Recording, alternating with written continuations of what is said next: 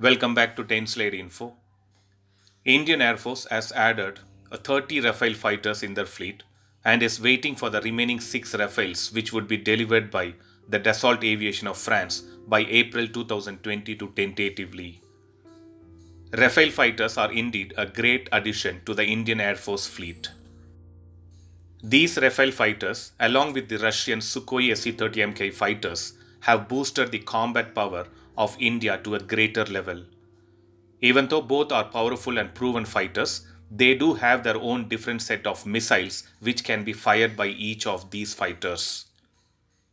Even though the addition of 36 Rafale fighters is indeed a great boost, there is still a requirement of more fighters to strengthen the fleet strength of Indian Air Force. The new Indian Air Force Air Chief Marshal V.R. Chowdhury strongly pitched for 114 multi-role fighter aircraft under the Make in India initiative. As per the RFI floated, out of the 114 aircrafts, 18 of them would be procured directly from the original equipment manufacturer, and the remaining 96 will be made in India together with an Indian partner via the strategic partnership route. Due to the popularity of Rafale fighters and a good relationship with France, Rafale would be the front runner for this particular deal.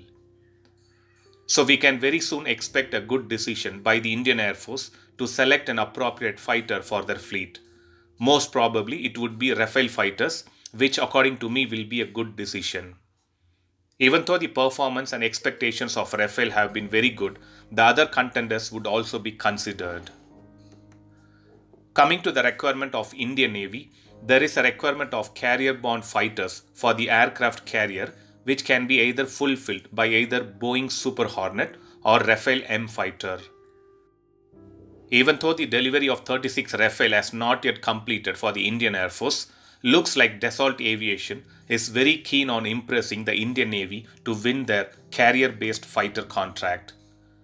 We also heard some time back that France is going to send the Rafale M variant to shore-based test facility at INS Hansa Goa so that their fighter can perform its ski jump capability, which is one of the vital expectations for an aircraft carrier fighter. Since both INS Vikramaditya and the first indigenous aircraft carrier, which is under trial, have the stow bar, and due to this any foreign fighters which needs to clear the Indian Navy's requirement have to showcase the capability of ski jump as a basic requirement. The point to note here is that the other strong contender for the RFI, which is Boeing Super Hornet, has already shown its capability successfully. And now it's turn for Rafale M to perform the ski jump. One very vital thing which is missing in Rafale M is the foldable wing, which is very much required for stationing the fighter on the aircraft carrier. Assuring full commitment to the Make in India initiative, the French Defense Minister Florence Parly said that Paris is open and ready to provide additional Rafale aircraft upon India's request.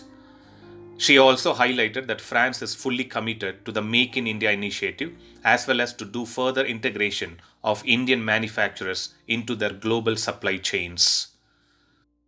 So let's expect India selects either additional Rafale fighters for Indian Air Force or selects Rafale M for the Indian Navy. Thanks for watching. Stay tuned to 10 Slide Info for more defense and aviation related updates. Thank you.